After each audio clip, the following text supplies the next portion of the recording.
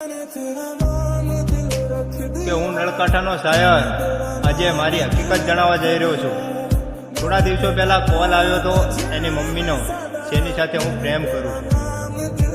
હા, કે સ્ટેટસ મેં મૂક્યા હતા અને એ સ્ટેટસમાં કંઈ ફોટા મેં અવળા નહોતા મૂક્યા કે ફોટા મેં એના પાડ્યા નહોતા.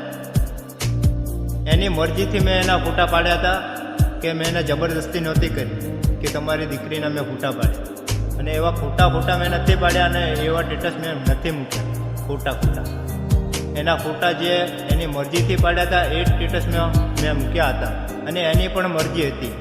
અને તમે અત્યારે મને કોલ કરીને એને દબાણમાં રાખીને કહો છો કે તું એને આવું કે. તો હા, મારી વાત ધ્યાનથી સાંભળો. તમે જે કહો એ, પણ તમે મારી મમ્મી વિશે ખોટું બોલ્યા અને તમે પૈસાવાળા છો તો તમે એમ ના સમજતા કે પછી આ ગરીબની આવી રીતે હાલત કરે.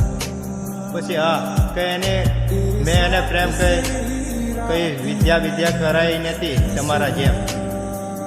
અને એની મરજીથી એ મારી સાથે હતી અને મારી સાથે આવી હતી.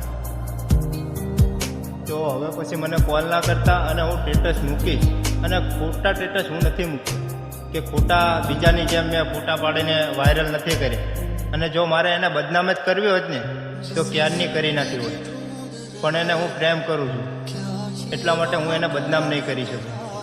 અને જો તમારે પણ પૈસાવાળા જોડે એના લગ્ન કરાવવા હોય તો હું નથી ના પાડતો, કરાવી નાખો યાર, એમાંય તમારું મન રાજી હોય તો.